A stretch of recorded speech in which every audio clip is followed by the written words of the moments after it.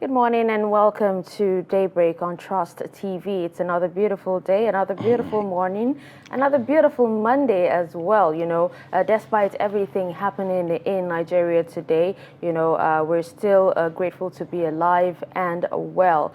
Today is Monday and, it sets off a new week. The 1st of August. Yes, the 1st of August as It's another month already. Another month, yeah. Everything is starting afresh today, by God's grace, yes. And we're super grateful that you're here with us. And if you're actually watching us, then it means you're alive to see this. So good morning and thank you for joining us once again. I'm Dasha and Husseina Usman. We thank God for another beautiful morning, another opportunity to start afresh, another month, another beginning of a week. I am Abdulaziz. Thank you very much for joining us we are here live from the Trust TV studio in Abuja, the capital territory. Yes, indeed. And Hussein, today you seem very happy, and despite not knowing that it is another month, I don't know. Yeah, no, I actually did know, but I was just trying to be careful, Oh, okay.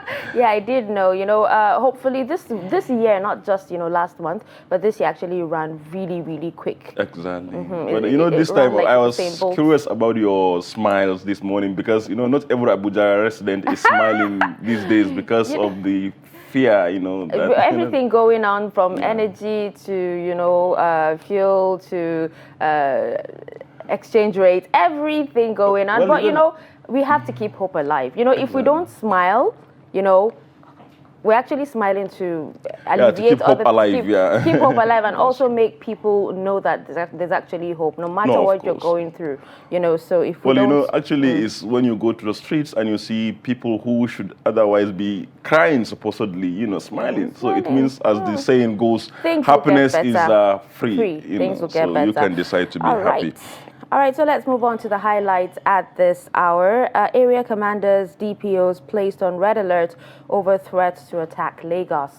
Ajakuta local government killing. Governor Bello suspends monarch, queries council chairman. PDP crisis. Wike meets with governors' loyalists in Abuja. Commonwealth Games, Lawal wins second gold medal for Nigeria, sets new record. All right, now the details. The police command in Lagos State has placed its operatives on red alert over alleged plans to attack the state. This is contained in a statement issued on Sunday by the command spokesperson, SP Benjamin Hundein. According to him, the command is not unmindful of intelligence reports suggesting that Lagos State could be on the radar of some persons planning to attack across the country. The image maker said that the Lagos police boss enjoined people in the state not to fear, assuring them that all human, material, and operational resources had been fully and optimally deployed across the state. Kogi State Governor Yahya Bello has suspended Ohi of Egani and Chairman Ajakuta Traditional Area Council, His Royal Highness Alhaji Musa Isa Achuja, over a security breach that led to the killing of 3 police officers and 7 vigilantes at the weekend. Also, the governor has directed the State Commissioner for Local Government and Chieftaincy Affairs to issue a query to the chairman of Ajakuta Local Government Area, Honorable Mustafa Akaba, over the breach. Akaba has been directed to respond to the query within 24 hours. This was contained in a statement signed by Chief Press Secretary to the Governor, Mohammed Onogu, on Sunday. Governor Bello strongly warned other traditional rulers across the state who may have a connection in one way or the other with criminal elements in their domains to desist forthwith. Rivers State Governor Nyesom Wike on Sunday met with fellow People's Democratic Party governors and other stakeholders of the party who coordinated his presidential campaign aspirations in Abuja. The meeting was held at the Rivers State Governor's Lodge, Asokoro, in Abuja. PDP has been battling with internal crisis after its presidential primary in Abuja, which produced Atiku Abubakar as candidate. A member of the PDP Board of Trustees and North Central Coordinator of the Wike presidential campaign, Professor Jerry Gana, who spoke briefly after the closed-door meeting, which lasted for over an hour, said it is the first meeting with all candidates in the states after the primaries. Those at the meeting include Governor Seyi Makinde of Oyo State, Governor Okezie Ikpeazu of Abia State, Governor Samuel Ortom of Benue State, and Governor of Enugu State, Ifeanyi Ugwuanyi, and other stakeholders of the party. In sports, Folashade Lawal Rafiatu has set a new Commonwealth Games record with 206 kg in the women's 59 kg event. She finished top with a gold medal, Nigeria's second in the ongoing Commonwealth Games. Nigeria on Saturday won its first medal at the Games. Adijat Adenike Olarinwe recorded a total of 203 kg in the women's 55 kg weightlifting event to win Nigeria's first gold medal in the Games. Nigeria now has 2 gold medals and a bronze medal in the ongoing Games. When you look at what's happening around the world, women are actually setting a pace. Yeah, women are doing so much for themselves. In Nigeria, you have so many women doing stuff. In India, the first female president. Like, you know, it's a lot is happening, you know, in the world when it comes to women. Exactly. So, and that gives us you know, Nigerian sports for a long time now, the women are the ones flying the flag higher than the men, because we haven't had even the Super Falcons, you know, has performed doing so well in spite of their recent issues, but they had performed much more than the Super Eagles in some of the recent games. Okay, all right. So let's move on to more reports. The Independent National Electoral Commission has tasked national leadership of 18 political parties in the country to organize trainings for their state chapters ahead of the 2023 general elections with a view to equipping them with the provisions of the Electoral Act 2022. INEC National Commissioner in charge of Information and Voter Education, Festus Okoye, gave the charge in an exclusive interview with Trust TV's Shafi'u Suleiman on the need to enhance the need to consolidate the success recorded in the nation's electoral process. The report. Actions or inactions of some political parties in the country may be in conflict with certain provisions in the new Electoral Act 2022, with attendant consequences on electoral fortunes. Okoye says to avoid being caught unawares, political parties must equip themselves with the new provisions, which are fundamental departure from the previous provisions. It is very, very important because there are clear and fundamental differences between the Electoral Act 2010 as amended and the Electoral Act 2022. While reiterating the need for stakeholders in the electoral process to adhere strictly to the provisions of the new Act to enhance the credibility of election outcomes, the INEC National Commissioner says such will also build the confidence of the electorates as the nation heads towards a general election. It is important as we move towards the general election for political parties to conform to the dictates and intendment of the law. That is the only way we can grow our democracy. INEC had cause to disagree with a political party recently over the conduct of primaries, nomination of candidates for election. These and other challenges, such as vote buying and selling amongst others, constitute even bigger challenge in conducting credible and transparent elections in 2023. Shafi'u Suleiman, Trust TV News, Abuja. Still on election, the suspension of the continuous voter registration on Sunday by the Independent National Electoral Commission, INEC, the suspension of the continuous voter registration on Sunday by the Independent National Electoral Commission, INEC, all prospective aspirants in Nasarawa State could not be captured. Abubakar Abdullahi, who visits some of the registration centers in the state, reports that many are making efforts at different centers to be registered before the deadline yesterday. The report is presented from our studio. The Independent National Electoral Commission had initially fixed June 30th as closing date for the exercise, but had to extend it by 1 month due to public outcry. Despite the extension, many of the prospective registrants are still yet to get registered. At some registration centers in Nasarawa, many complained of spending hours and still not being able to register. The alleged bias by the staff carrying out the exercise as they appealed for extension. I will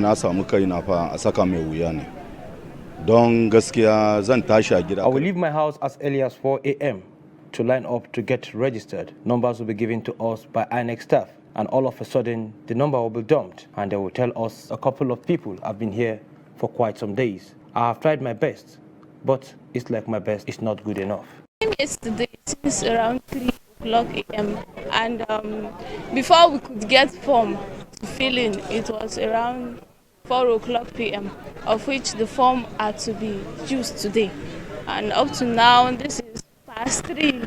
We are still here waiting to do the registration, of which when you observe, some of us that have been here since yesterday, some people will come and meet us here and then they will let them in, of which this is the practice of injustice. While others lament their inability to get registered, these one are happy to have been captured in the registration processes. I start coming here on Monday. It's today that I get registered myself today. I really suffer. It's not easy. Came here around 6 o'clock and I'm done with it around 3 o'clock. So the thing are getting hard. That's not how it's supposed to be. Abubakar Mohammed is the public relations officer of INEC in the state, while he trusts television via phone that the registration has been on for long, but many refuse to come until the last minute rush. Well, what does this mean for Nigeria and those who are, interested in voting, for their choice? Well, you see, there is the argument about disenfranchising willing voters and all that, but it's a two-way thing. This thing has been on for months. As typical of Nigerians, is always at the last minute that everybody wants to be serious and all. Actually, I don't blame INEC because they have given a long period for people to participate. But as I said, as usual with us, Well, I would have actually said, a lot of people probably had other things to do, like in some states, they actually gave 1 day holiday, 2 days, and all that. I think it's an issue of prioritization. If you prioritize, because even for workers, these people are there at the weekends, especially. Okay, I think they work up to, I think it's even around the clock. Okay. I mean, Monday to Sunday. Okay, I think the next thing to do is for them to count their losses. Yeah, and but then, perhaps INEC, especially with the pressure coming from all they over, might open up a few more days or even 1 week for. Yes. Okay, hopefully, they will use that opportunity to Grace register. period, yeah. All right, so moving on, the Independent National Electoral Commission similarly says it has no plan to further extend the continuous voter registration despite calls for it by many Nigerians. This follows appeals from some Nigerians who are yet to register. The INEC National Commissioner supervising Imo, Enugu and Ebonyi states, Kenneth Ukeagu, who is in Imo State to monitor the exercise in some centers, said the exercise, which started in June last year, ought to have ended in June 30, but was extended to July 31, and as such, there will be no further extension. The report. The Independent National Electoral Commission, INEC, says it has no plan for further extension of the ongoing voters' registration, despite calls for extension by many Nigerians.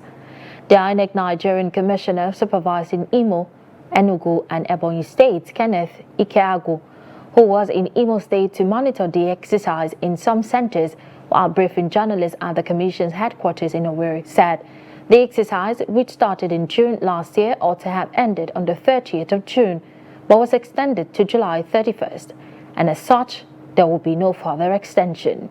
As of today, the Commission is not planning an extension. Recall that this exercise started last year, June last year. It's over 1 year. It was supposed to have ended on the 30th of June. We extended to 31st of July. And there are other processes that have to take place after the registration, after the field work. It's not ending with the field work. There are other things, all the IT people will call the back-end activities that we have to carry out to ensure that they have their PVCs. It's one thing to get registered, it's another thing to have your PVCs. Without the PVC, all this exercise will be useless. Some of the persons who are yet to get registered after the long day waiting expressed some level of discomfort over the matter. They said the exercise at some point was occasioned by sharp practices by some of the INEC staff who chose to register those who offered them money. Since morning, we've been moving from here to there. They don't have enough capturing machines to be able to make the transfer. And sometimes they say there's no network. We don't know why the arrangements are not done to get these things ready so that people will not waste so much time here. So younger people will be better. They put people in place that can checkmating the line and people by the side so that people don't double cross others. Then if they can try to extend the date for us, I think that would be nice. Even some are standing under the rain, some are pushing each other, some are fighting, and some are quarreling. So I think they should bring more system and employ more workers. They should give us more 2 weeks. Should extend it to August, maybe 13th or 15th, so that other people that have not done their own will be able to meet up. For Okagu, the exercise was satisfactory with the turnout of registrants, the functionality of the machines, as well as the entire registration process. The Independent National Electoral Commission, INEC, says it has registered 202,838 voters in Gombe State in the recently concluded continuous voter registration exercise. On the final day of the exercise, Trust TV observed that residents were still waiting to be registered at the headquarters of the Commission in Gombe. Ibrahim Ismail reports. These people are waiting to be registered at the headquarters of the Independent National Electoral Commission INEC in Gombe State before the end of business hours on Sunday. Some are opportune to be registered, while many others who have made several attempts are still waiting to be registered to be able to vote in the forthcoming 2023 elections. No, I am registered now. I didn't face any challenges. It's not because I don't want to register. A lot of things have been taking my time, and I came it's because of line. I came 3 times. There was a lot of line and many people are here, so I have to postpone till this time. I don't know, because of the plenty people I'm seeing now from here now. I don't know whether I can be able to register today. Initially there was a lot of lines, people were queuing and the rest, and some of us have to understand that you have to be patient to even access a form first. The Commission said it has done enough to encourage people to register to the extent that it increased closing hours. Actually, there's challenges. We have had so many challenges when we started initially. Challenges like when we started with the online registration. Some areas there was no network, so we have to continue for some time before the Commission now deployed some machines called offline machines. So we started going into the interior where there is no network in order to be able to capture most of the registered voters. So the offline was going on, and at the same time the physical in-person registration was also going on. And up to the time when we closed the online registration, we continue with the in-person registration. And also challenges of power. So we have to use some batteries to power those IVET in order for them to be able to work within the interior. Over 60,000 permanent voters' cards are yet to be collected in Gombe, but INEC vowed to do more on public enlightenment to change the narrative. From Gombe, Ibrahim Ismail reporting for Trust TV. In its attempt to end poverty in all forms, the federal government has maintained steady investment in health, education, and other social services. To this end, Senior Special Assistant to the President on Sustainable Development Goals, Adejoke Orelokpe Adefulire, says 23 out of the states of the Federation and the Federal Capital Territory have received 24.45 billion naira from the conditional grant scheme since 2015. Kende Amodu takes a look at the implementation of the SDGs in Nigeria in the midst of a crippling downturn of the economy. The report. Nigeria was one of 193 countries that adopted the Social Development Goals, or Project 2030, in response to a global call to put an end to poverty, secure the planet, and ensure that everyone enjoys peace and prosperity by 2030. Unfortunately, with the way insecurity has spiraled, while cost of living has risen, things do not look so bright for the country. But the SDG office is not deterred by the numbers and has disbursed funds worth billions of naira to 23 participating states and the FCT since 2017. The grants were targeted at education, health, water, and sanitation projects. Institutional framework has been established, at the national and sub-national level to support the effective implementation of the SDGs. Thus, Nigeria is leading in the institutionalization of the SDGs. The SDG cannot be achieved by standalone programs and projects. They must be carefully integrated into national and sub-national policies and development plans. Currently, we have integrated the SDG into Nigeria National Development Plan 2021 to 2024, and work is ongoing on 2025 to 2030. Nigeria was ranked 160 on the 2020 World's SDG Index after its second voluntary national review in 2020. On SDG 3, which focuses on health targets, the country faces challenges such as high rates of maternal mortality. The Safe Birth Initiative was designed to support 15 strategic selected tertiary institutions across the 6 geopolitical zones with the state-of-the-art equipment and technical capacity support to improve neonatal and maternal health in Nigeria, and is helping us to achieve SDG 3 on quality health and well-being for all. There are some successes. For instance, Nigeria's current access to basic drinking water now stands at 64%. The implementation of the SDGs, a set of 17 interconnected global goals, kicked off in January 2017.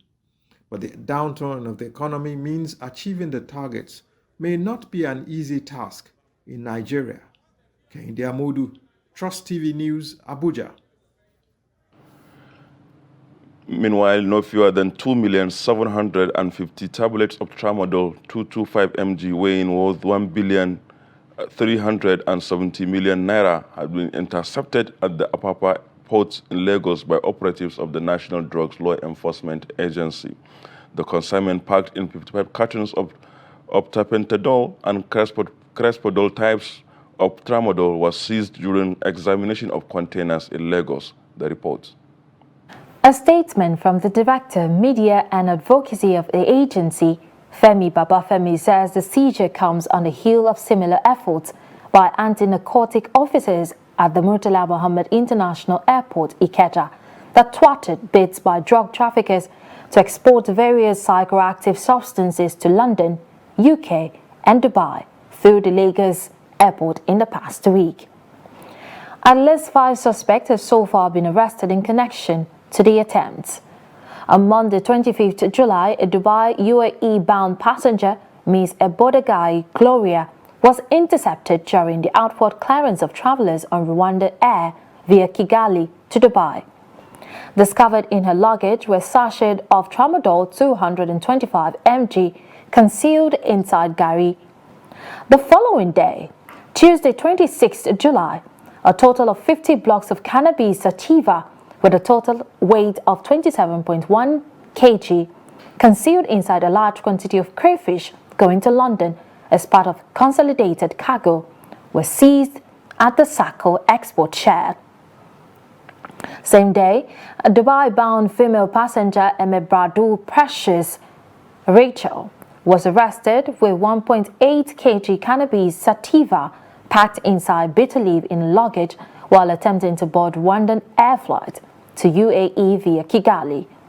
In Kebbi, no less than 4,010 ampoules of pentazocine injection were seized on Friday, 29 July, when a commercial vehicle, which was intercepted along Yawuri Kebbi Road, and 2 suspects, Mukhtar Yunusa, 26, and Lukman Aliyu, 30, was arrested. Similarly, a raid operation in Okolo area of Ilorin on Tuesday, 26 July, led to the arrest of Onaolakbo Zakariyao, 50, and 79 kg cannabis sativa.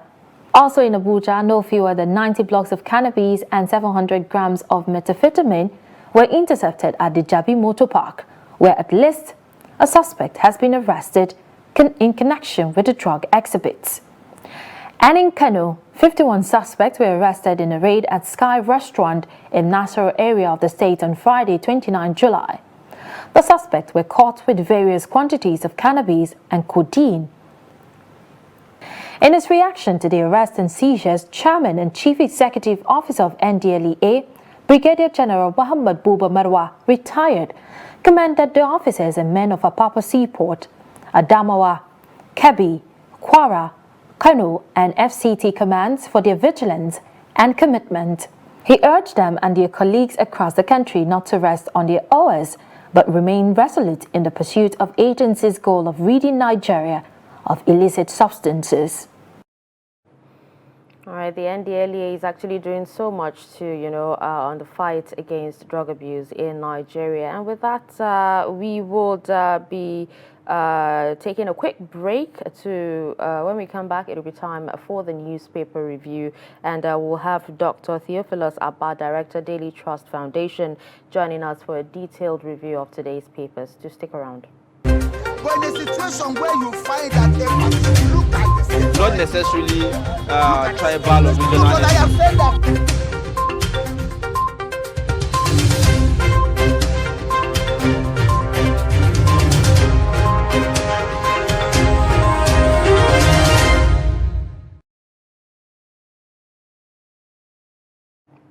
All right, welcome back. Right here in the studio, it is time for the newspaper review and analysis. And like we said earlier, we have our guest in the studio, Dr. Theophilus Abba. He's the director, Daily Trust Foundation. Good morning, and thank you for joining us. Good morning. Happy New Month. Happy New Month. And happy New Month to you also. Thank God. It's very important. The crisis in the country. Exactly. See, every day you wake up, you have to say, God, I thank you. Exactly. Definitely. Thank you. All right, so let's begin with a Daily Trust newspaper. And we have the lead story here talking about the stock market. Despite global disruptions, Nigerian stock market rakes in 831 billion naira in 6 months. We have writers that talks about the stock market outperforming others in Africa. Second quarter recorded 40% rise in transaction value, how local investors shielded Nigeria. And just below the story, we have an infographic of, how the stock market has actually grown, in what time, and also in the first and second quarter. Away from that story, at the top of the page, we have hundreds flee as bandits abduct 50, take over Kaduna communities on page 4. Many shut out as INEC ends voter registration. We also have more foreign airlines may cut flights, over $600 million blocked funds. Details on page 24. Moving on, outrage over killing of Nigerian in Italy. Federal government demands justice. The DSS arrests Boko Haram spy in Ogun State. You can find details of that story on page 6. And then flood kills 3-year-old, destroys 100 houses in Gombe State, and you can find details of that on page 37.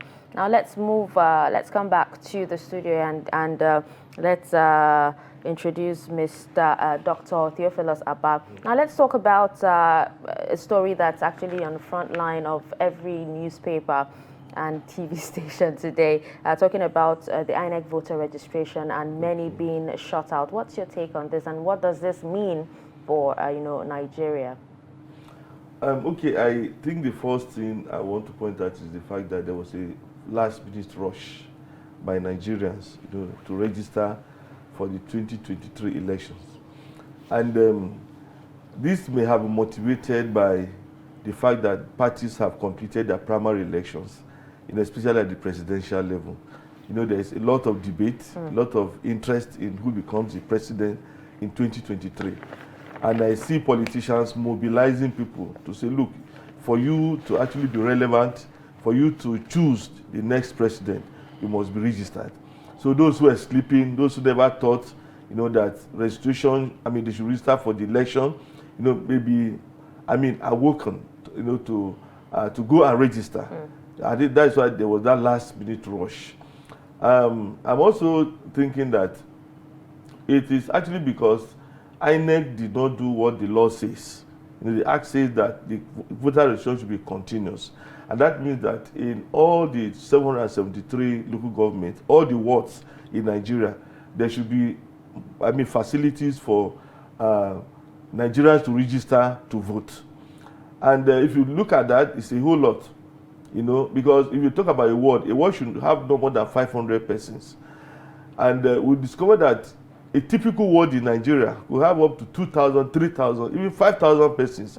So the wards that we have, actually, they are not realistic.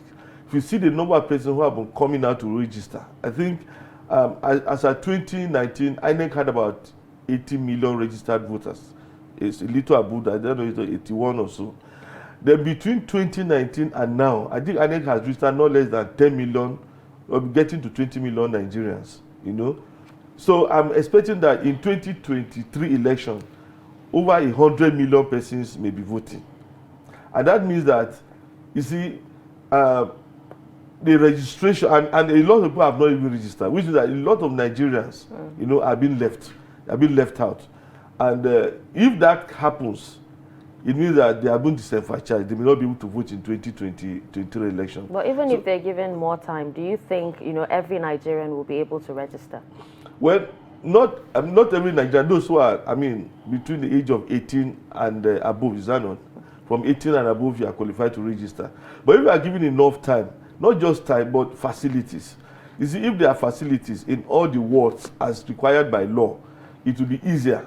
Now, in a ward, you have 500 persons. Maybe 20 register in a day. In 2 months or 3 months or 4 months, the number, that 500 were registered.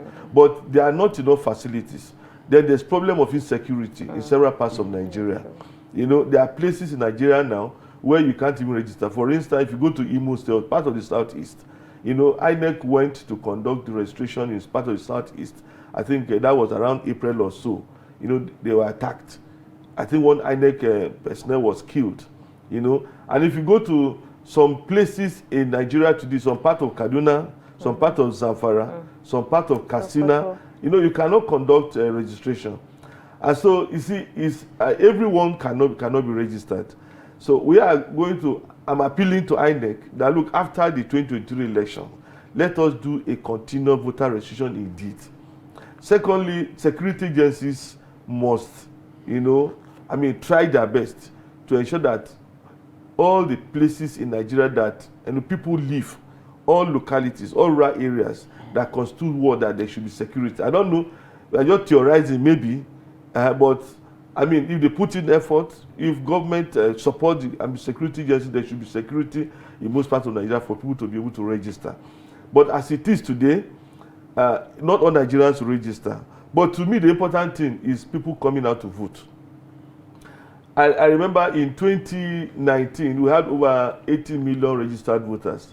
But the number of people who voted, you know, was less than half that number. Yeah, I think it was around 30 million. About 30 million persons voted. So, I mean, why should you queue up for hours, for days, from what we have heard, the reports, and then not register? I mean, not vote during the elections.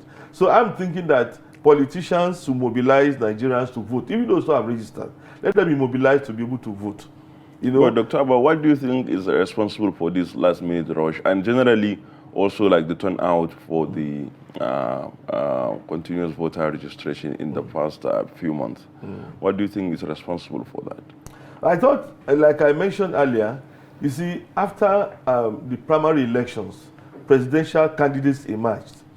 And these presidential candidates are encouraging Nigerians to register if they really want them, you know, to win election. Then there are also interests in the nature of the presidential candidates. You know, some parties candidates, I mean, some persons complain about some parties candidates. Some persons complain, are supporting some parties candidates. And this is actually determining the interest that people have in the 2023 election. And I think that is the major reason why people are rushing out to vote now. There is a talk around, sorry to cut you, there's a talk around the new voters, that's the first-time voters. And we've seen some people, you know, some pundits say the outcome of the Osun election reflected the place of the first-time voters. How do you think that will affect the general election? Well, when you talk about the first-time voters, maybe, I mean, the number of voters, you know, I mean, increased. But I didn't compare the figure of the election, I think, is it 2018 now with the one of 2022? I didn't compare the numbers, you know. But when you talk about first-time voters, you see, many of them are quite excited about, you know, coming out to vote. And I think the new voters will definitely increase the number of persons who will vote. I mean, the first time, those who are being registered to vote this time around, it will increase the number of Nigerians who will likely vote in 2023 because they'll be excited about voting. But then the important thing is that don't just have a voter's card. On the election, they come out to vote. Yes. All right, now let's talk about the lead story quickly. Saying despite global disruptions, Nigerian stock markets rakes in 831 billion naira in 6 months. What's your take on, on this? Well, the global disruption caused by the crisis in Ukraine, and I mean, Russia. the war, I don't call it the war, I say Russia's invasion of Ukraine. So if you talk about the disruption now, talk about, a lot of countries are having issues with energy, especially European countries, because they depended largely on Russia. Now, I mean, they have to look for energy somewhere. And the stock market depends on energy in the sense that you see manufacturing companies depend on gas, they depend on mainly gas to actually power their factories. And if they don't produce, you can imagine the output, And so the stock of some European, companies may go down because maybe the production is reduced or whatsoever. But in Nigeria, a lot of factors may be responsible for what is happening now. Interest in maybe new stocks. I know that the Dangote, I don't know whether Dangote is already on the stock. The Dangote refinery. The petrochemical. I don't know whether it's on the stock market already. Now. But MTN, MTN is already there on the stock market. People are actually buying MTN. And people are waiting for NNPC Limited, to come on board. So I think many Nigerians are becoming interested in what is happening in the stock market, buying shares. I know that Dangote shares are actually selling. I hope I'm not doing advertisement for Dangote. And a lot of people are buying Dangote shares. So it can, because if you look at the I stock think market, from the infographics on the front page of Daily Trust, yes, they mentioned the top gainers, and the top gainer is oil and gas, which means there's more transaction on oil and gas stock. Then the next one is on goods, and then the other consumer. On industrial good, and then on consumer goods, and then of course losers are banking and then insurance. So people less traded in banking shares and those of insurance, but more of oil and gas, which took like 58% of the money went to oil and gas. So because oil and gas, every Nigerian uses petrol.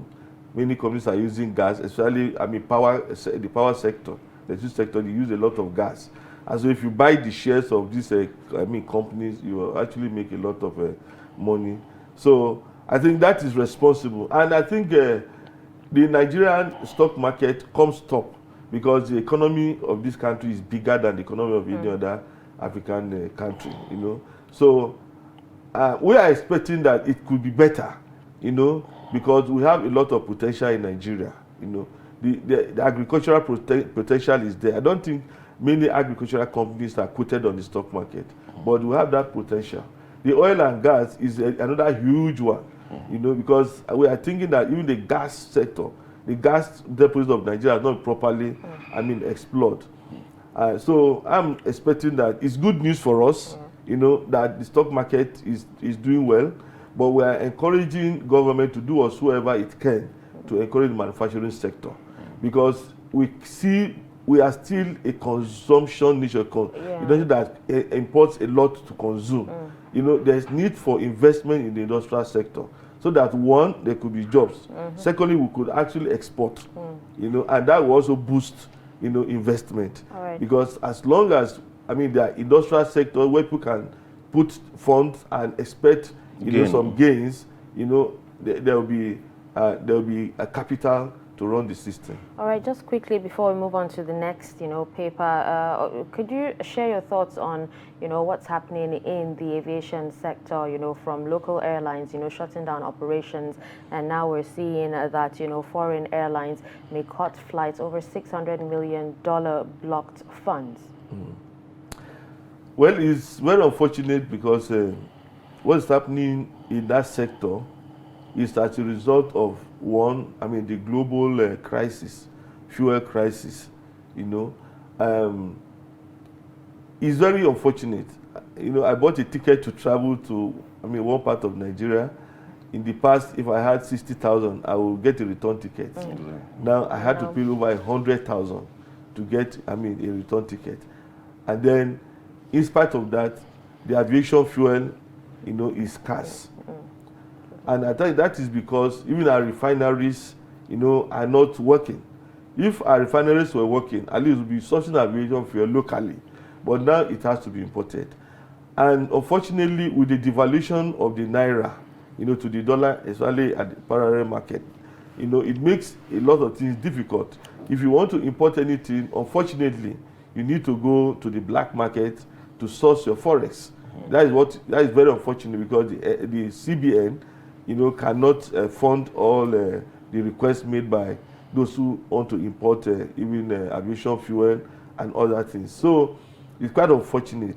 Then the $600 million, $600 million, you know, is a serious crisis, because I don't think even a foreign reserve is so much. No, I don't think the foreign reserve is so much. So the NNPC, you know, needs to, I mean, the CBN need to discuss with these foreign allies. There has to be a way of renegotiating these funds. You know, if there are economic or monetary policy that will bring that can be, I mean, invoked in order to sort these differences in transaction, it has to be, because any airline that is being owed so much may not be able to operate. If Nigerians are paying for tickets in naira, because I know there was a time some airlines were saying no, they will no longer collect naira from Nigerians. If you want to buy a ticket to fly to any country, you must buy it in dollar, you must pay us in dollars. And it's actually because of, I mean, this inability to change the quantum of naira they have to dollars. If you want to change at the official rate, it is difficult. And if you have this naira to go to the stock, I mean, the black market to change, you know, definitely you will not get, the value. You know, so it is a very difficult situation. But I think our CBN, I mean, we have experts there who should be able to sit down with these airlines and sort out this issue, because Nigerians need to travel. You know. Okay, let's quickly go to the next newspaper. The next paper this morning is the Nation newspaper, which the main headline says, "Plan attack security on the alert in Lagos, Enugu. Bandits now in Osun Forest, fleeing terrorists regrouping in Nasarawa," says Sule. And then, of course, on top of the page, Nigeria, others plead with G20 for debt service extension. Story on page 2. And then 2023, we will back power shift to south, says PANDEF. And that is Pan Niger Delta Forum. And then Union criticizes government takeover of 5 discos, story on page 28. 18 feared killed in bandits vigilance group clash, story on page 2. And then below the headline is a pictorial showing stranded prospective voters who were waiting to register at the INEC registration center in Lagos. Below that, report CBN won't devalue Naira. And then lastly, new NNPC states face cash crunch.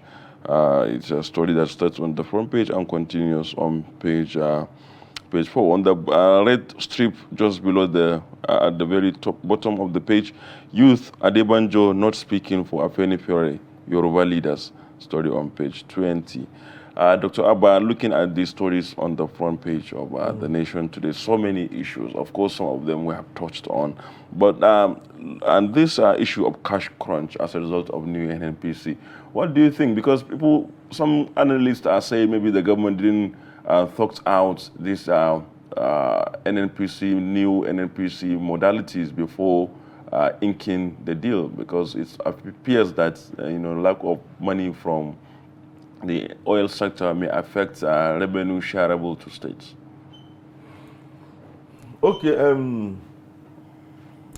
if you look at what government has done, it is in line with Petroleum Industry Act, PIA 2021. And the act, which was debated in the National Assembly, says the NNPC should become a profit-making organization. Now, when an act is signed into law, it has to be implemented. And the NNPC Act of 1977 does not envisage profit-making. It envisages NNPC as a regulator, NNPC as an outfit that represent government in its dealings with other international oil companies, IOCs. So, but now there are arguments that NNPC has been operating at a loss since 1977.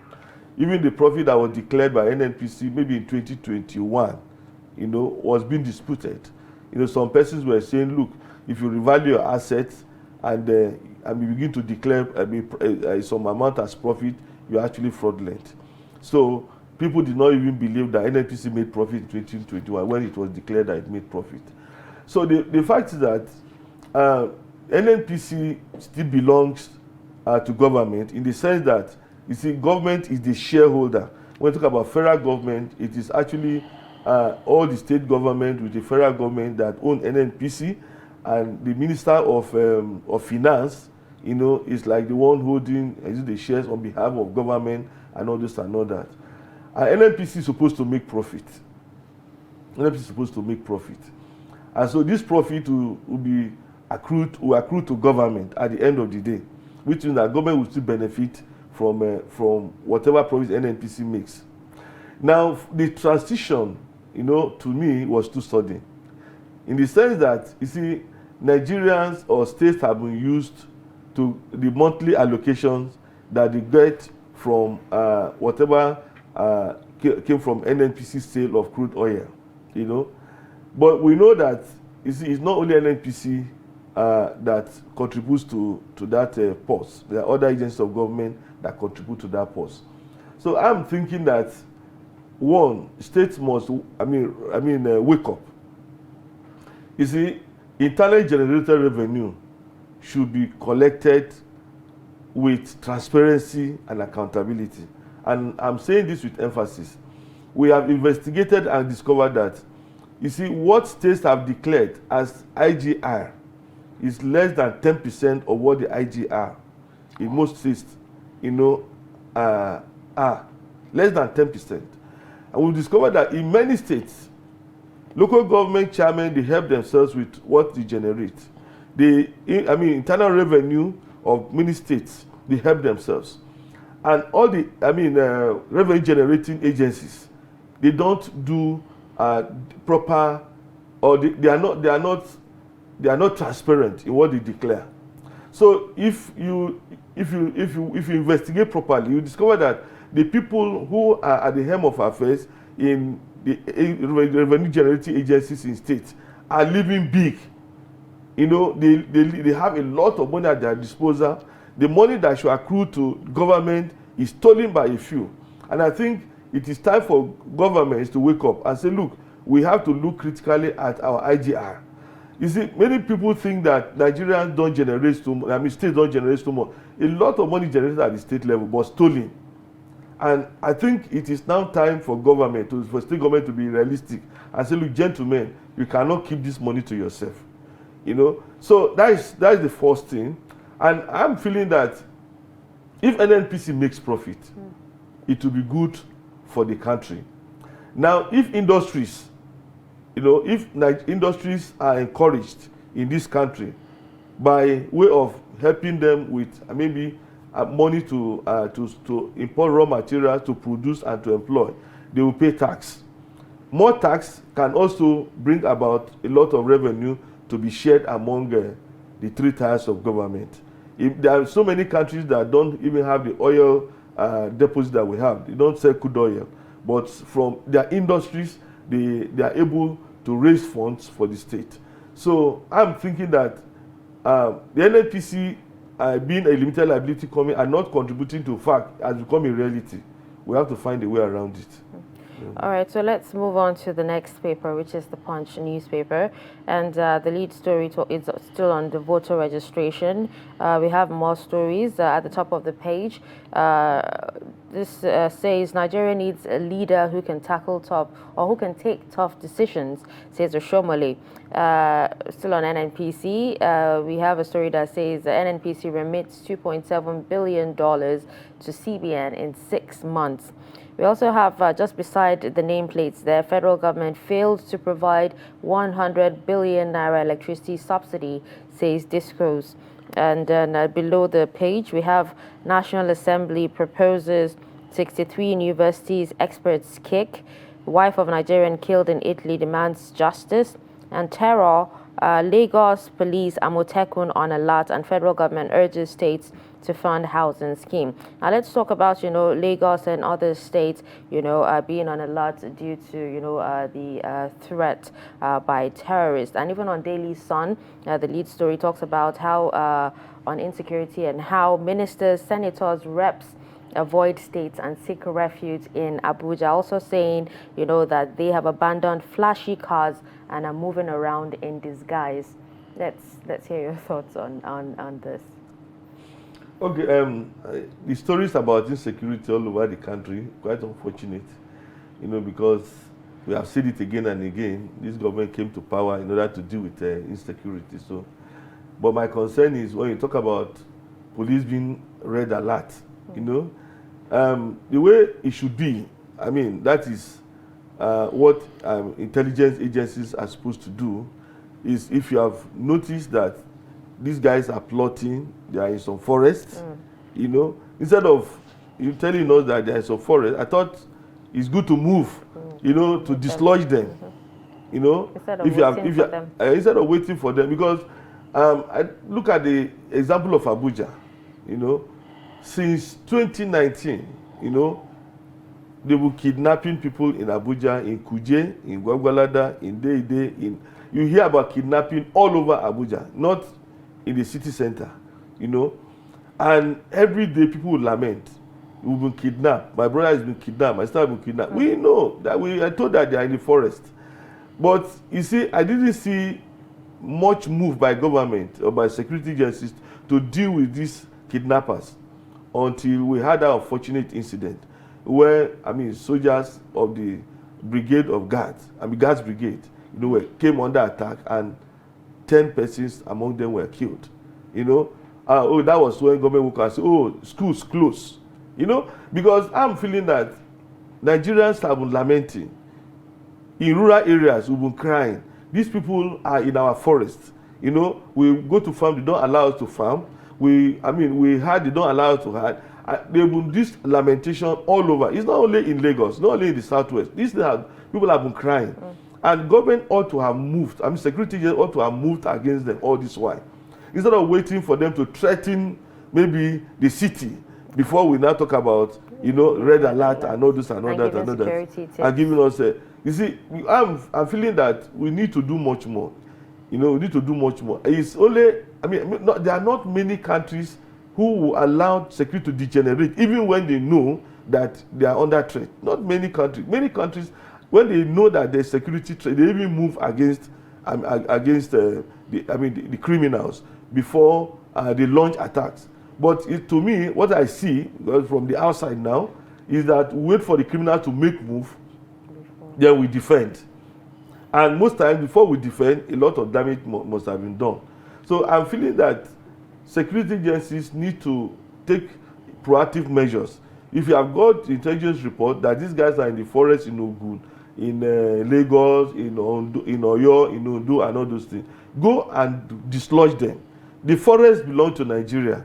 The forest does not belong to insurgents or to bandits or to terrorists. That is not. It doesn't belong. It belongs to Nigerians. And most times, you see, we discover that Nigerians have surrendered, their lives to security agencies. But these bandits and criminals who have weapons are allowed, let me use the word now, carelessly, to terrorize these Nigerians who have surrendered in their own, security to security agencies. So I am feeling that the best thing for security agencies to do is to move against them. Let's not wait for them, to attack and destroy before we now say, oh, we are blocking them. We are trying to defend. We want to protect. At times, damage must have been done before security agencies move in and begin to. No, we shouldn't be so. It shouldn't be like the Kuje issue, where there was, intelligence reports, and then not much was done. Let me not say nothing. Not much was done until these terrorists did that. Damage to the Nigerian integrity. Thank you very much, Dr. Theophilus Abba, Director of Mid and Daily Trust Foundation, for these very incisive commentaries of some of the top stories for this morning. We hope to have you another time. We have to close, draw the curtain at this time. And thank you very much for being with us. Thank you. Thank you. Thank you very much. Okay, thank you, viewers. With this, we come to the end of this hour of the show on Trust TV Daybreak, and we'll come back right back. We'll be right back at the top of the hour. Do stay with us.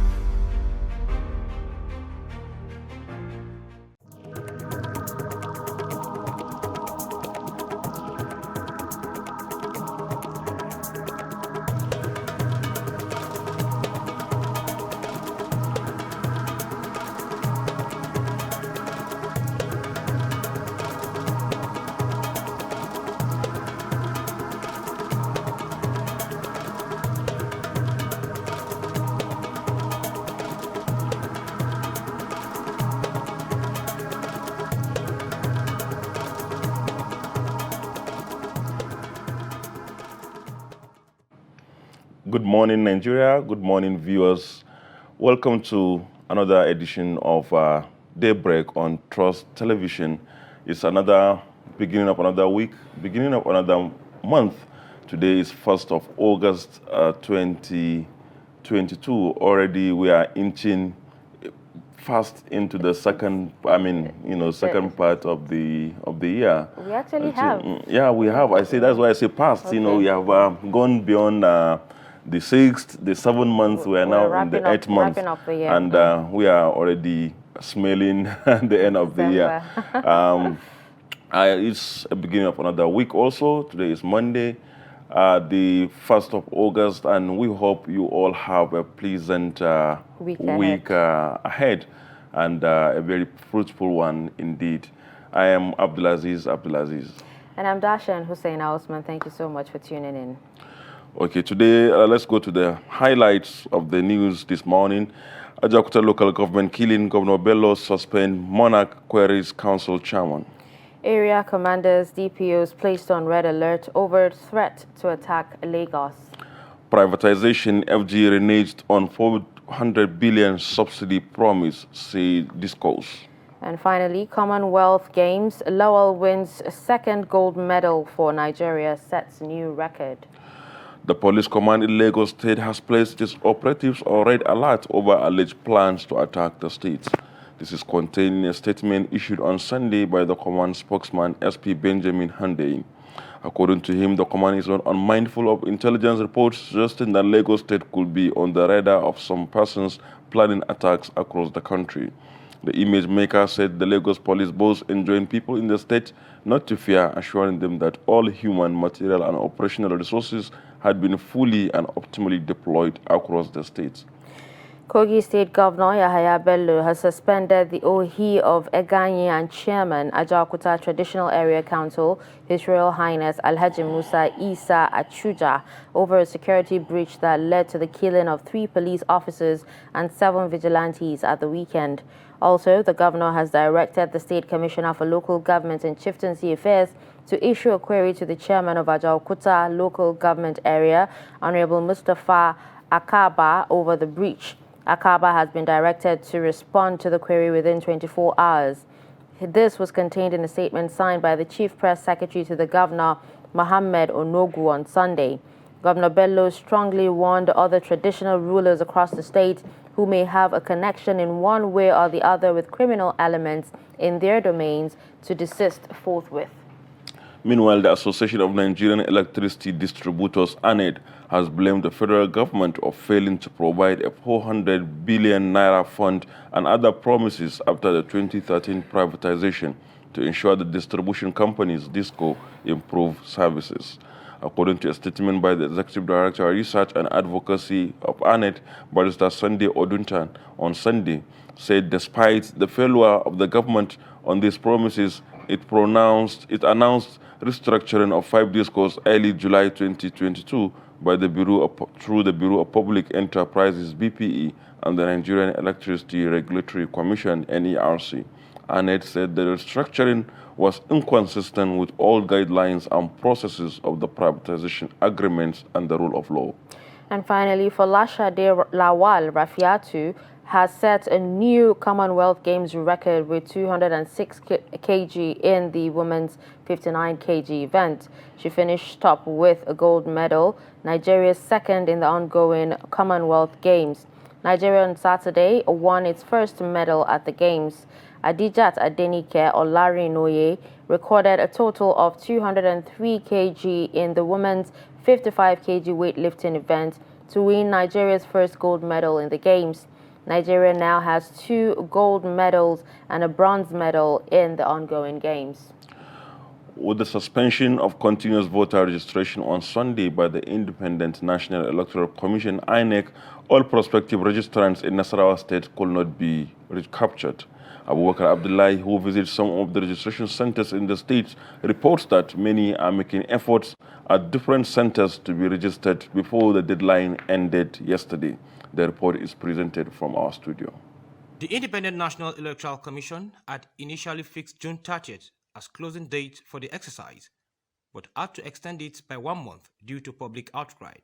Despite the extension, many of the prospective registrants are still yet to get registered. At some registration centers in Nasarawa, many complained of spending hours and still not being able to register. They alleged bias by the staff carrying out the exercise as they appealed for extension. Kai na samu kaina fa a saka mai wuya ne. Don gaskiya zan tashi a gida. I will leave my house as early as 4 a.m. to line up to get registered. Numbers will be given to us by INEC staff, and all of a sudden the number will be dumped and they will tell us a couple of people have been here for quite some days. I have tried my best, but it's like my best is not good enough. Yesterday since around 3 o'clock a.m. and before we could get form to fill in, it was around 4 o'clock p.m. of which the form had to be used today. And up to now, this is past 3. We are still here waiting to do the registration, of which when you observe, some of us have been here since yesterday. Some people will come and meet us here and then they will let them in, of which this is the practice of injustice. While others lament their inability to get registered, these one are happy to have been captured in the registration processes. I start coming here on Monday. It's today that I get registered myself today. I really suffer. It's not easy. Came here around 6 o'clock and I'm done with it around 3 o'clock. So the thing are getting hard. That's not how it's supposed to be. Abubakar Mohammed is the public relations officer of INEC in the state, while he trusts television via phone that the registration has been on for long, but many refuse to come until the last minute rush. Still on electoral matters, the Independent National Electoral Commission says it has no plans to further extend the continuous voter registration despite calls for it by many Nigerians. This follows appeals from some Nigerians who are yet to register.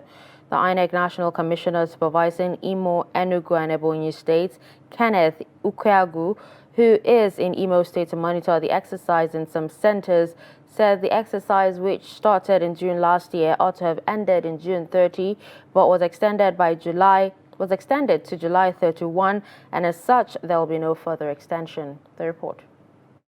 The Independent National Electoral Commission, INEC, says it has no plan for further extension of the ongoing voters' registration, despite calls for extension by many Nigerians. The INEC Nigerian Commissioner supervising Imo, Enugu and Ebonyi States, Kenneth Ukweagu, who was in Imo State to monitor the exercise in some centers while briefing journalists at the Commission's headquarters in Owerri, said the exercise, which started in June last year, ought to have ended on the 30th of June, but was extended to July 31st, and as such, there will be no further extension. As of today, the Commission is not planning an extension. Recall that this exercise started last year, June last year. It's over 1 year. It was supposed to have ended on the 30th of June. We extended to 31st of July. And there are other processes that have to take place after the field work. It's not ending with the field work. There are other things, what the IT people will call the back-end activities that we have to carry out to ensure that they have their PVCs. It's one thing to get registered, it's another thing to have your PVCs. Without the PVC, all this exercise will be useless. Some of the persons who are yet to get registered after the long day waiting expressed some level of discomfort over the matter.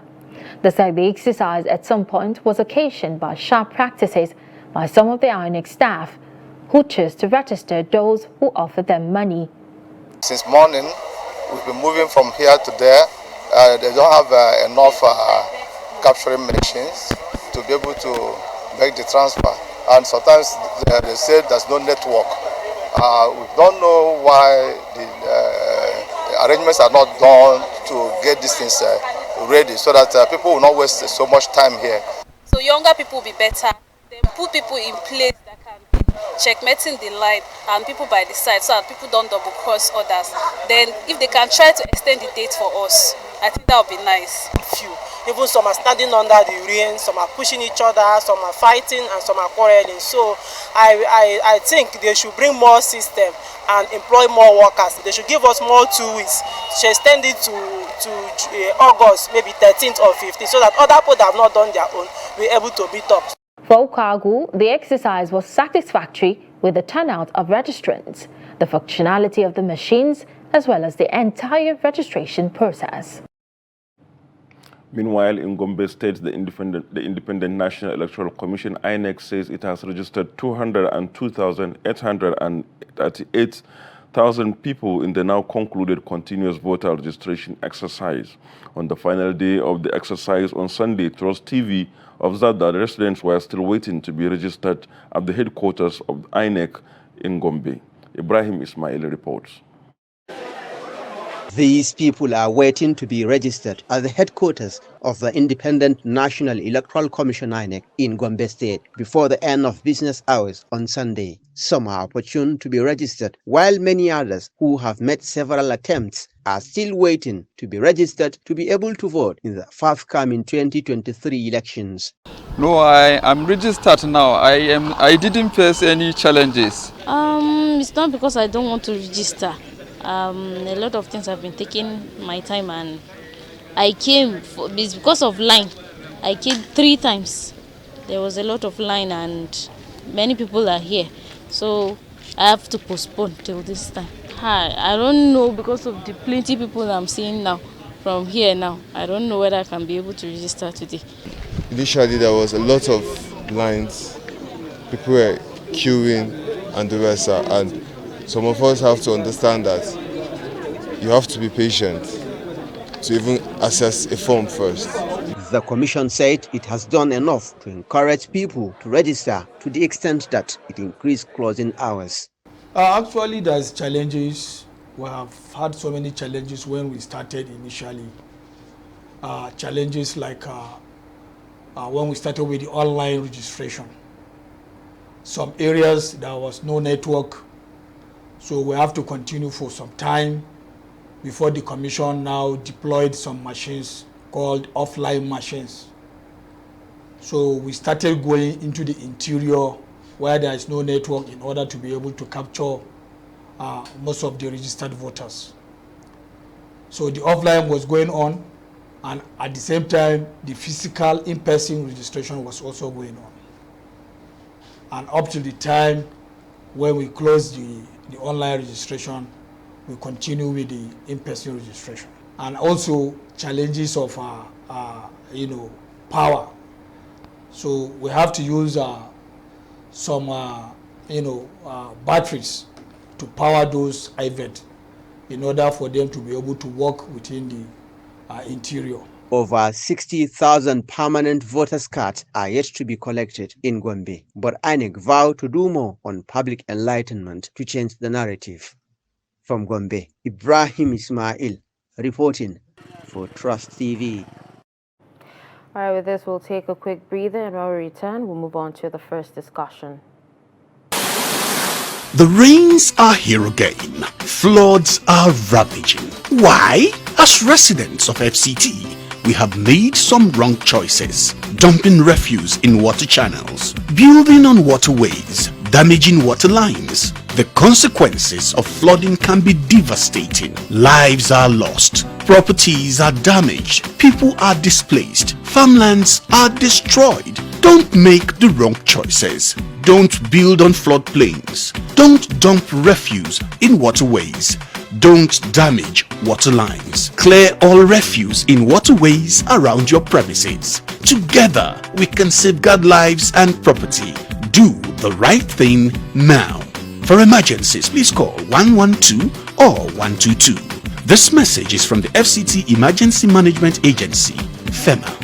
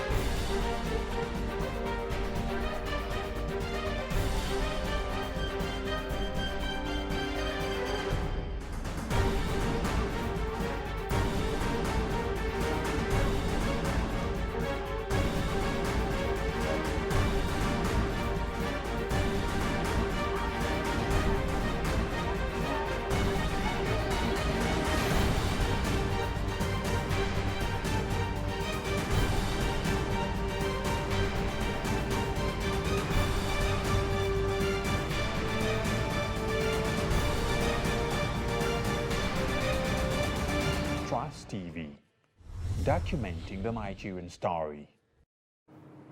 All right, welcome back and thanks for staying with us. If you're just tuning in, you're watching Daybreak on Trust TV.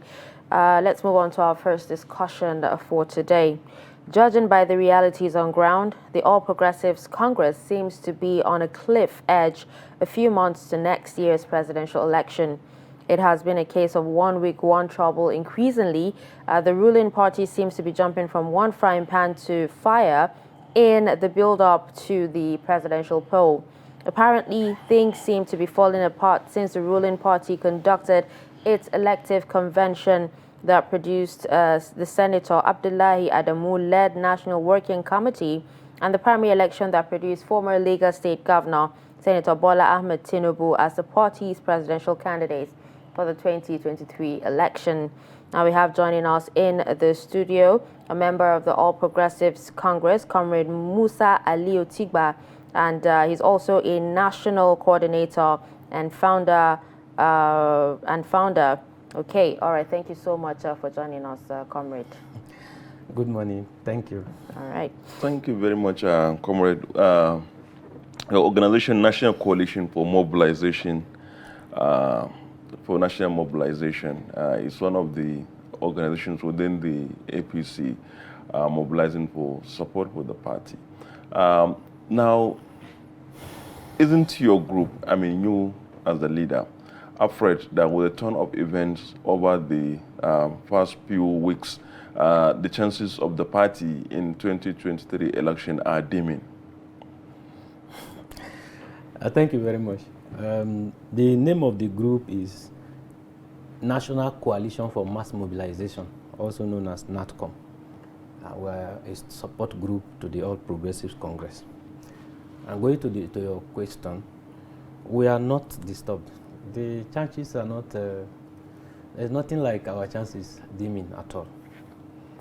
What is happening today within the APC is a normal thing that happens in politics, and especially during an election like this, because of different interests.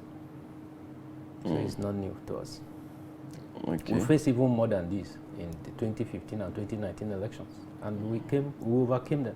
Well, so okay. we will still overcome this one.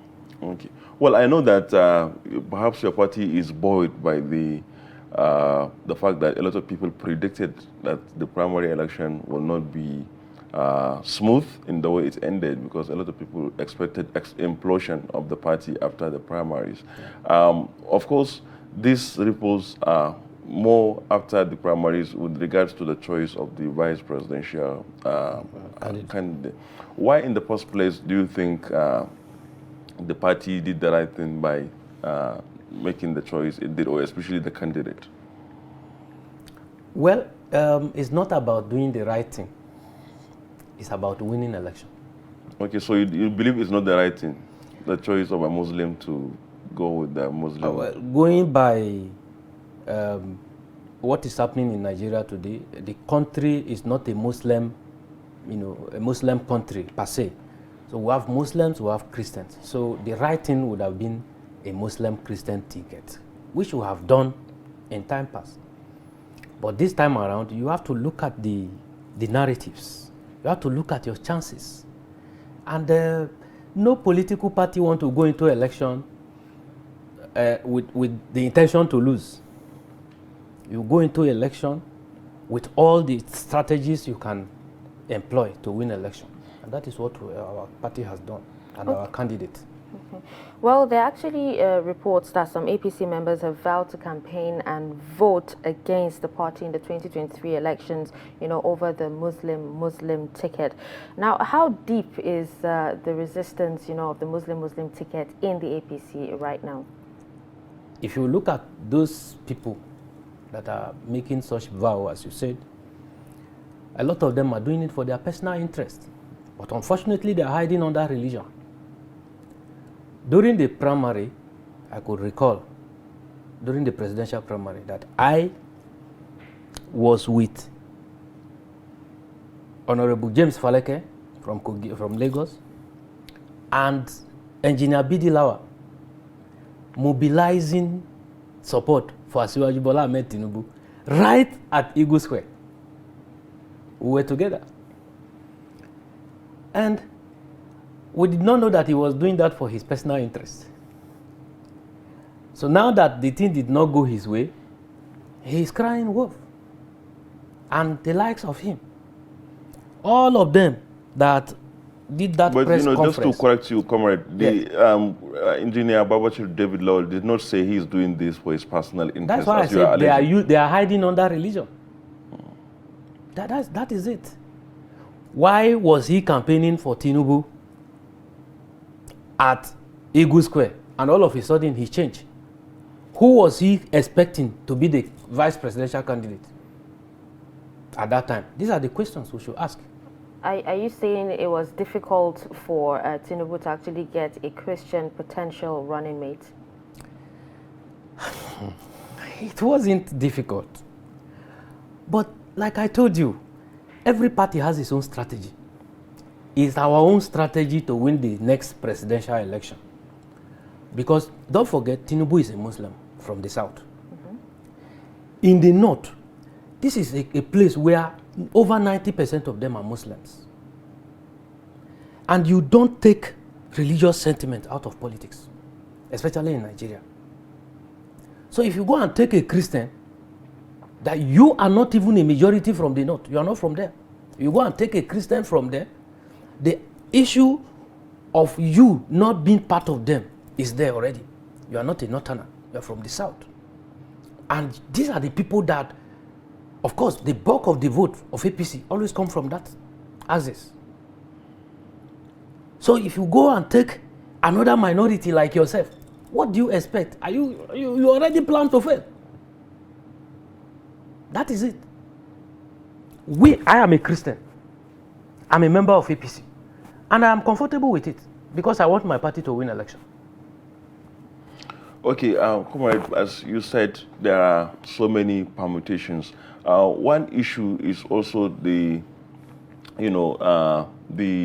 other candidates. How do you see, especially with other parties fielding Muslim, Christian, Muslim? Don't you see that these revolt votes will affect your party?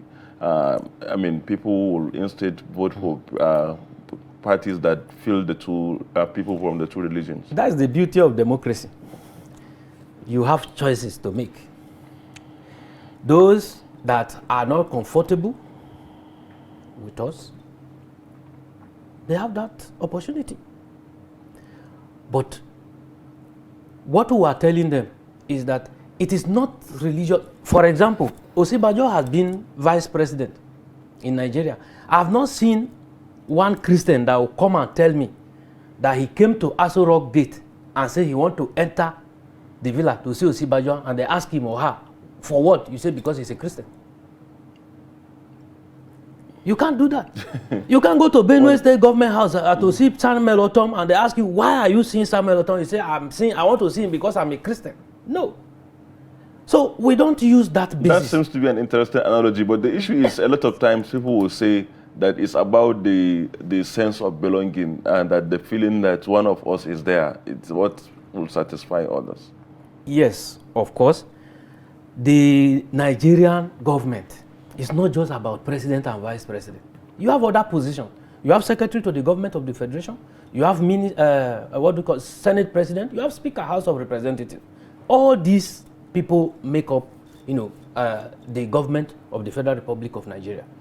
So if the president and vice are Muslims, we can also look for a way to make Christian Senate President and Speaker of the House of Representatives. Okay, well, the whole idea of the Muslim ticket, is to have at least a unifier, someone who would represent both religions, in power. Now, but we also have Lowell and Dogara accusing, the APC of eliminating Northern Christians from its National Working Committee and National Executive Committee, alleging it as a part of its anti-Christian agenda. So could you share your thoughts about it, and why are these two leading the battle against their own party? Politics is about interest. Don't forget, the Yakubu Dogara you mentioned did not form APC with us. He came from PDP. because his interest he felt at that time was not protected. So he came to the APC and they gave him what he wanted. Now that he cannot get another thing he wanted this time, he's going back. He's saying the same thing. The people like Yakubu Dogara, we know them. We don't bother ourselves much about them. If you have a visit, a guest, my dad used to tell me a story that if your neighbor, somebody run from your neighbor's house and come to tell you that your neighbor has chased him away, and with flimsy stories, and you accommodate that, you should expect the same story one day, that you run from your own house and start telling people that you chase him out of the house. But these same people actually went to visit Nyesom Wike on Saturday. Yeah. Now there are rumors about a lot of a massive decampment from APC to the PDP, and even if you check reports on Vanguard newspaper, there's a report that says defection hits APC as 5,000 members defect to the PDP in Cross River State alone. We have never won Cross River State. We know where our winning strengths are. So if they want to decamp, good for them. We are not chasing them away, but anybody that feels it's okay, he cannot continue with us at this point. At that level, they can go. Cross River, Rivers, we've never won an election in those states. So, but Sir Musa, don't you think that this is this is the kind of attitude that may actually lead to the failure of your party if you keep dismissing people to say that they don't matter? We are not dismissing them, but in politics you can't. Whatever your interest is different from my own. I cannot push you or force you to drop your interest for my own. So what matters is you look at your interest. Who will talk to you? Who have been talking to them. Don't use this as excuse to leave the party. After all, after winning the election, there are many things to share. The first thing is for us to work together to win first. Then if you miss this one, you can get another one. But the attitude of it must be this. I must be the one to get this. That's what is chasing some of them away. And of the truth, our party is trying its best. The NWC, led by His Excellency Senator Abdullah Adamu, has been consistent in making sure that people don't leave the party. But there's a level you can push them to. There's a level you can beg them to. And if they say no, that's the beauty of democracy, they can go. Okay, so now going into the election, away from the main crisis now, what do you expect to campaign with, especially in the face of so many daunting challenges? Nigerians seems to be frustrated by issue of security, lack of it, and then of course economic hardship and all that. What is the APC going to campaign with? We have a lot to campaign with. If you observe, you are a Nigerian. In 2015, before we came on board, there was bomb attack. Abuja, in Nyanya. There was another one in UN House. I think Madala also. So we have had series of attacks. We did not start it. But that's not the point. Because we came so that we can improve on it. And actually, has it been our improved? press, yeah, of course. Has it been improved on? Because even Abuja is not safe as it is. But there are pockets of attacks within Abuja. Not to talk of states in the northern Nigeria. Thank God you use the word pocket. Even in America, there are pockets of attack till today. In Canada, recently or 2 days ago, I was hearing a friend of mine, an Igbo, who kept attacking us about insecurity, was crying that his brother was killed by gunmen in Canada. And I said, oh, so you have gunmen in Canada? It's a world phenomenon. It's not a Nigerian issue alone. But we know that the government need to do more, or ought to have done more. But that is the best it can do. And don't forget that Asiwaju Bola Ahmed Tinubu is not Buhari. We're not campaigning for Buhari now. We're campaigning for Asiwaju Bola Ahmed Tinubu, who we believe has more to offer to Nigerians. Okay, so but do you think Nigeria, is better now than it was in 2015? Well, that question is relative. It depends on who is answering it, for me, is better for me than in 2015. And I know so many people that, yes, the country is better for them. I am not saying that there are no challenges. There are challenges. But we will be able to overcome these challenges if we come together and pray. I am particularly worried about what is happening in Nigeria today by some church leaders who have turned worship centers into campaign grounds. They are now, it's not just campaign, they are preaching hate against the government of President Muhammadu Buhari and against our party, the APC. That is an issue that we want to call, I personally want to call on Mr. President. Tomorrow, by God's grace, we are going to address a press conference. Okay, so what about you're talking about, using worship centers as campaign ground. What about, the alleged bishops that, endorsed Shetima? How can you say alleged bishop? What do you mean by alleged? Are they not bishops? When you say alleged, I want to be clear. They are bishops from Nigeria. They are Nigerians that believe, well, Christian or Muslim ticket is not our issue now. The issue, what we need in Nigeria are competent people, capable people that can lead us, that can change the narratives and, take us out of whatever situation. So what makes them different from the people that you say have turned their pulpits into campaign ground? They came to identify with our candidate, and that was, they did not insult any political party, they did not campaign against any political party, they just came in solidarity with the candidate. Sorry. But what the campaign that I'm talking about is where you gather your people in the church, like Dunamis. I want to mention the church. Don't. Yes. We don't think you should mention any church. It's okay. Right now. But what I actually wanted to actually say, instead of concentrating on preaching the gospel, which they are meant for, but they are now turning the place to campaign against what our government, against our party, right now, and telling Christians or their members that whoever vote for APC in this coming election will die. All right, comrade. Excuse me, that is very dangerous. It's a very dangerous comrade, trend. I actually wanted to ask you something. You talked about, bishops.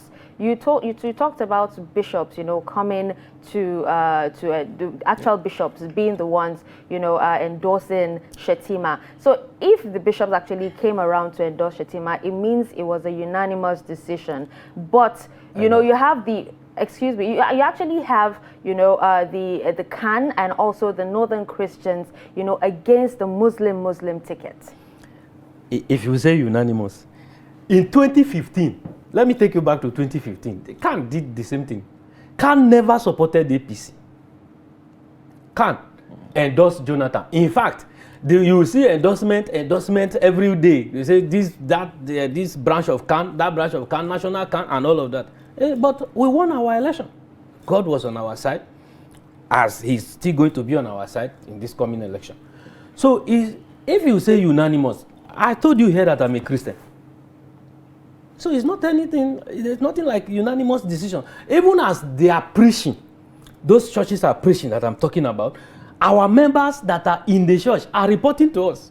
So it cannot be unanimous decision. All right, so the bishop that came, not all of them are bishops. But you agree with that? Now? Not all of them are bishops. Because bishops cannot be seen changing robes, in the park. No. Not all of them are bishops. We have pastors. But, maybe one media house report that they are all bishops. No. They are pastors. Some are bishops. Some are reverend.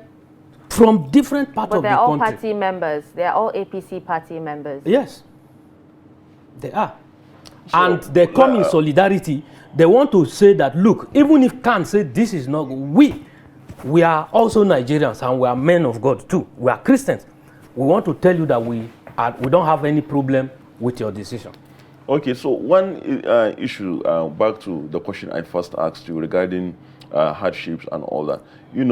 Indices like for example, the exchange rate of the naira and fuel price even, the pump price of fuel have gone up much higher than what it was in 2015. Don't you think that with this kind of indices, it will be difficult for your party to face Nigerians and sell your party again for 2023 election? Well, I am not working in the government. I don't know what caused those differences in the indices. Because I could remember we promised, our president, when he was campaigning, promised to make sure that the dollar exchange rate was, curtailed to a minimal level, but I don't know what happened.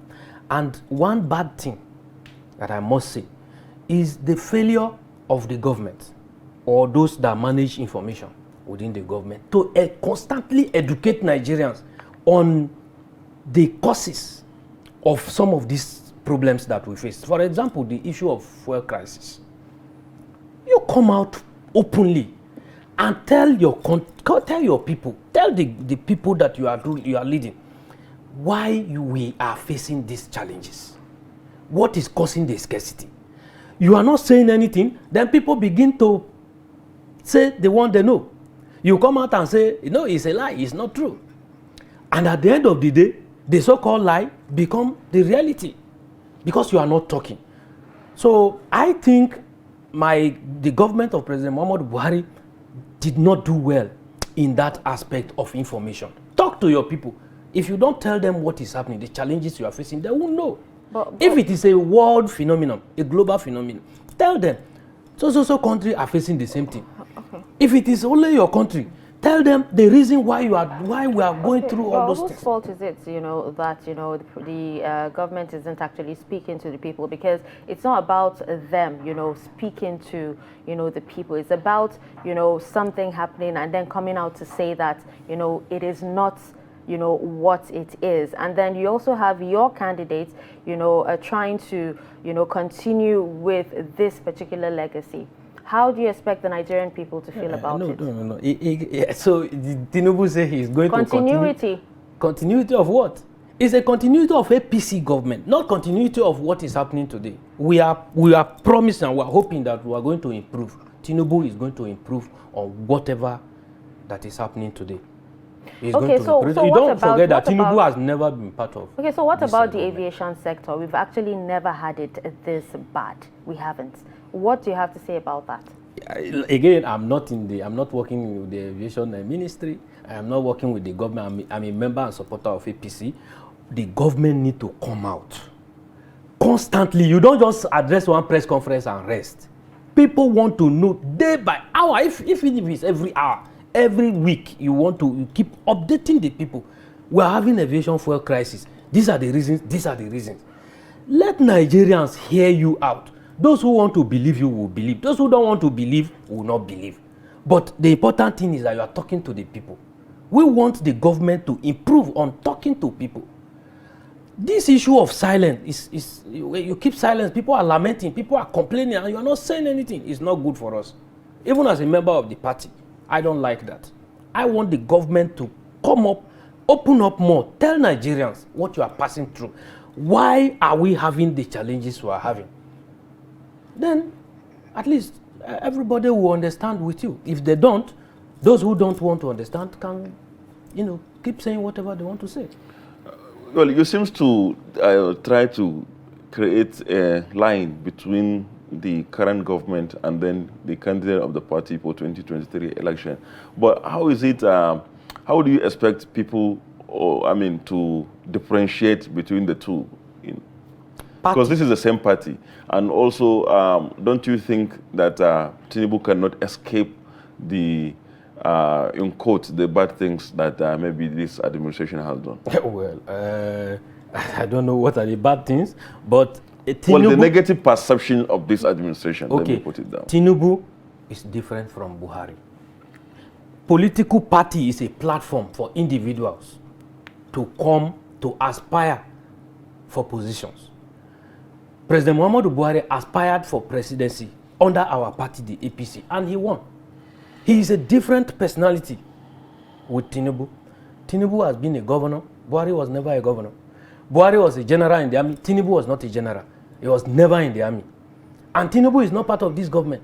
He is not the chief of staff or minister or anything that we can say, so he is going to continue the same way. No. And he is going to come with a new set of people. So are you saying that will redirect the affairs of this country? President Buhari's administration is a failure?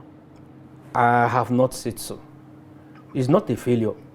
We have a lot of achievement. Do you know when last the railway worked in Nigeria? Can you remember? Is it before the Kaduna-Abuja attack or before it even started operation? Attack is different from working. I'm talking about operational. And Kaduna-Abuja attack was just one lane and one incident. But the railway is no longer working. So. Which one is no longer working? The Abuja-Kaduna. Because of the attack. But we have railway working. Itakpe, Ajokuta, Wari, working. And other axes. But I know of Itakpe because I use it anytime I want to travel. And also Lagos. If I want to go to Pota, I don't know of other axes. But I heard they are working. But what we're trying to say but is one I have, but in Nigeria, how generally, safe are they, with all the threats of, attack in other parts of the country? Attack, I have told you earlier, is not a Nigerian thing alone. Don't they attack in other countries? Oh, but we should stop comparing ourselves with other countries. We should find ways to actually, Of course, yes, the attack has taken place, but there was a railway before the attack. That's the point I want to make you understand. There was a railway, but when last did you see that railway before the attack? So this government came and, revamped the railway sector. All right. Before now, most of the railway stations were turned to where people dump waste bins. But today, that sector is working perfectly, apart from the attack, which is very unfortunate. Okay, well, we'll continue the discussion, but let's take a quick break when we resume. Thank you. As the 2023 elections draw near, remember, evil prospers when good men and women only wish for peace, but never take a step to make peaceful elections happen. Are you a father? Are you a mother? What are you saying to your children as elections approach? Have you warned them not to let themselves be used to cause violence? Have you explained to them what the consequences of electoral violence might be? Do your part to make peaceful elections happen. Talk to your children. Protect them from unscrupulous politicians who want to put them in harm's way, while their own children are comfortable at home, within and outside the country. Let's join hands to make 2023 elections peaceful. This message is from the National Orientation Agency, NOAA.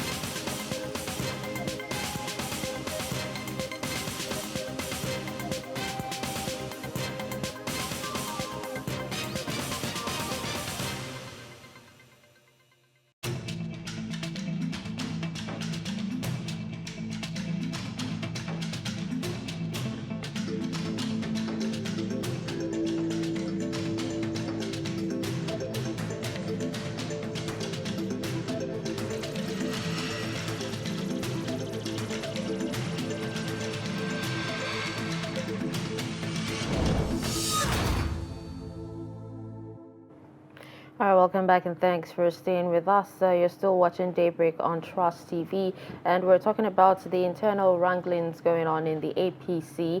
And right here in the studio, we still have Comrade Musa Ali Otigba. He's the National Coordinator, APC National Coalition for Mass Mobilization.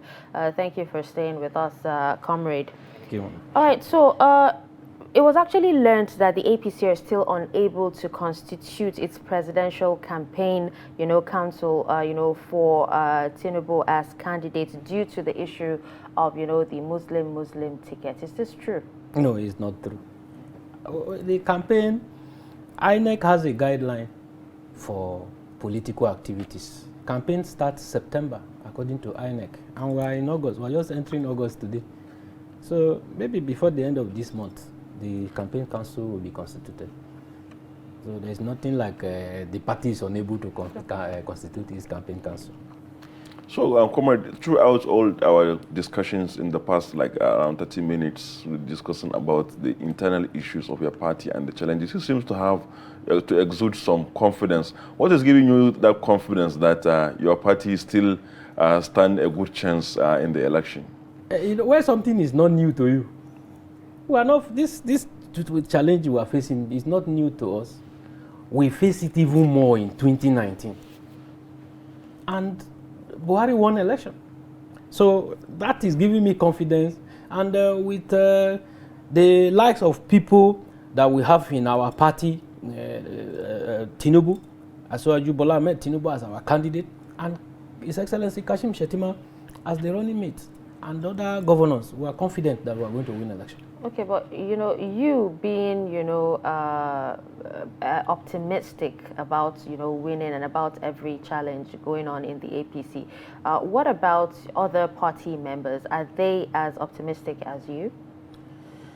Well, it's very difficult to speak for others. But I know the committed party members like me are optimistic that we are going to win. This group you are seeing, NATCOM, we have just inaugurated Borno State chapter last week, I think on the 25th of July. NATCOM is all over Nigeria now, in every local government. So this month of August is month of inauguration for us. It is after inauguration you are going to see the actual campaign, grassroots mobilization for APC. Across Nigeria. You are talking about the credentials of your candidate, Asiwaju Tinubu, and his running mate. But don't you look at other contenders in the field, the other parties, especially, the major contender, the PDP, and of course, others like Labour Party and NNPP. If you look at the PDP, this candidate, Atiku Abubakar, is a veteran of the battle as well. Don't you think that you can't defeat Atiku with the level of investment he has made in the past years that he has been contesting to run for the affairs of this country? The person and the caliber of Atiku Abubakar is not somebody you can easily say no, we will defeat him. So we're not saying that.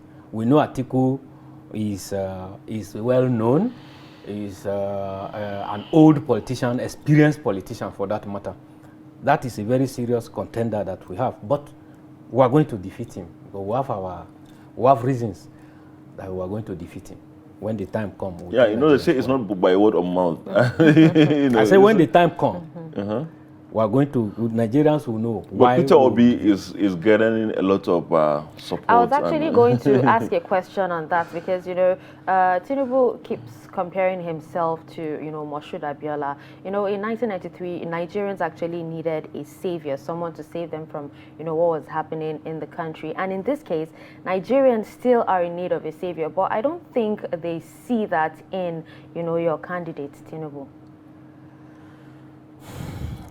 For us that are APC members and that are supporting him, we are seeing that in him because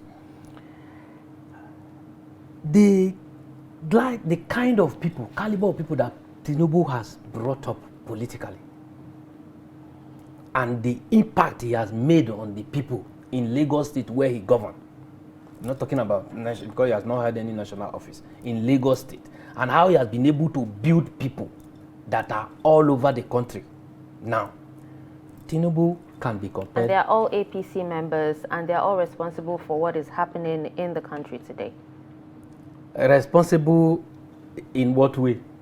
Like, okay, let's just He didn't build Buhari. Buhari had contested for presidency 3 times before the formation of APC. So it was just a measure that brought him, you know, a measure of different parties. Well, Don't forget Buhari came with. Buhari doesn't work alone. He has, you know, people who he works with. Tinubu is not part of them. Yeah, but he's not part. But most of the people he brought up are part of the government. In their own area. For example, as what is his name? The former governor of Lagos State, Tunde Fashola, is a minister of works and housing. Can't you see the level of construction, road construction across the country, construction and rehabilitation? Anybody that want to accuse APC of no performance cannot talk about road construction and rehabilitation. Well, yes, we have done massively well in that aspect, and we can give you examples all over the country. Road construction and rehabilitation, you can't take that away from us. Well, the election is still a bit far away from now, and we wait to see whether what you are saying will impact on the voters and, of course, the result of the election. Thank you very much, Comrade Musa Ali Otiba, for staying with us, and we hope to have you another time on the program. You're welcome. It's my pleasure. Okay, viewers, this has been Daybreak on Trust Television, and with this, we are coming to the end, drawing the curtain on the program this morning. Thank you for staying with us, and do join the station same time tomorrow for another edition of Daybreak. I am Abdulaziz. Have a good day. And I'm Dashan Hussein Al Usman. Thank you for staying tuned.